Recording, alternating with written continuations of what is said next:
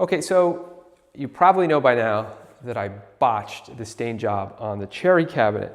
And so what I'm going to do is walk you through how to properly stain and pre-treat your hardwood if you want to do a stain project.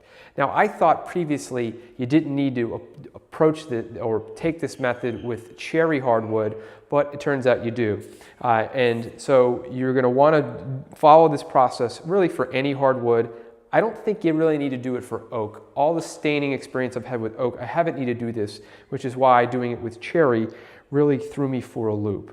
So what we have here are 2 pieces of cherry hardwood. They haven't been sanded, but normally you would sand them first. And the first thing I'm going to do to get off the dirt will be to apply some denatured alcohol. Get this on the rag. All right, a little bit of denatured alcohol. So this will pull out any sawdust from the grain.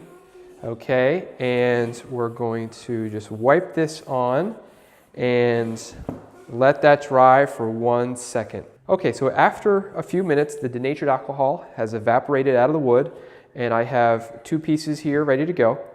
So what I'm going to be using is a product called Pre-Stain, and this is a wood conditioner by Minwax. Now this is the step I skipped when I did the cherry wood. I didn't know you have to do this. And again, I thought it was something you just only needed to do with pine and the softwoods, but apparently there's some hardwoods you need to do it to it too. So we're going to take this pre-stain, and the pre-stain is essentially like a shellac and denatured alcohol mixture. And I'm only going to apply it to the one board, and we're going to skip this board and we'll do a stain to stain comparison. So what I'm going to do is just load it up on my brush here a little bit, and then I'm just going to apply it right onto the wood. All right, I'm going to put it on nice and liberally, and that's it. So we'll skip this board, and what the instructions of this pre-stain require is it advises you to allow the pre-stain to soak into the wood for between 5 and 15 minutes before you apply your stain. So we're going to take a break real quick, let this sit in for about 5 or 15 minutes, and come back and do our stain. Okay, so we're back, and I've applied my preconditioner, and what the instructions said to do was wipe off any excessive liquid to dry it with a clean cloth after the 5 to 10 minute period is up. I went ahead and did that. You can see that it takes on a sort of darker oiled appearance, and there's some blotchiness in here just due to the nature of the wood. So we'll see what the stain does with that. I'm going to be using a brush and some Brazilian rosewood gel stain. I really like gel stain a lot. It goes on very nicely. And this is the same stain I use on the cabinet. So we'll see how it turns out, and hopefully it won't be blotchy this time. So this stuff is like putting on pudding, and I'm going to put it on the brush. Actually, we'll do this untreated board first. And I'm just going to brush it on. And I'm wearing gloves because this stuff gets in your skin. It's nasty. All right, so we'll put that there on this one, and then we'll go ahead and apply it to the treated board. All right, just going to paste it on like we're painting with pudding. It's essentially what it seems like. All right, so we're going to put this on here, and I'm going to take another 5-minute break and let this this stain sort of soak into the wood, and we'll come back and wipe it off and see how it looks. Okay, we're back. Stain's been sitting on here a few minutes. I'm going to take the same white cloth, and I'm going to wipe off the stain from the untreated board first, and we'll take a look see how it looks. Okay, so it looks okay. There's a little bit of blotchiness in it, which we would expect. Right in there, looks okay. See how it looks with the treated board now.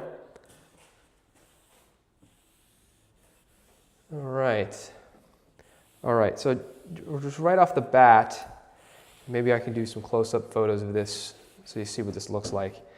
It looks a lot more even. All right, so the preconditioner, it didn't take care too much of that big blotchy spot here, but at the same time, it looks a lot better than the one next to it. It looks a little more consistent, a little more even. This one almost has some spotting in it, whereas this one doesn't have that. So had we done this application to our cabinets we built for this course, we would have ended up with just a cleaner finished product. So I'm going to start using preconditioner on all my stain projects now as a rule of thumb. So what we may want to do, if you want to avoid some blotchiness like this that even the preconditioner doesn't take care of, you may want to apply the preconditioner to the wood you're going to use ahead of time, see how that works. There's some tricks you can try to deal with that. But on the whole, the preconditioner looks much nicer than the unconditioned one. It's actually a little darker. It looks like it took the stain a little better. And this one actually looks sort of vanilla and ugly. So that's the process. So at this point, I would let the stain, if you wanted to apply another coat, see how it soaks in there. There's oil-based stains you can apply. Again, this is a gel-based stain. And then what we would do is spray on that clear coat of lacquer or spray on some polyurethane with some shaker cans, something like that. But that's sort of the critical process with the staining is sand it, denatured alcohol wipe down, preconditioner, stain it, and then seal it and lock it in with a lacquer. All right.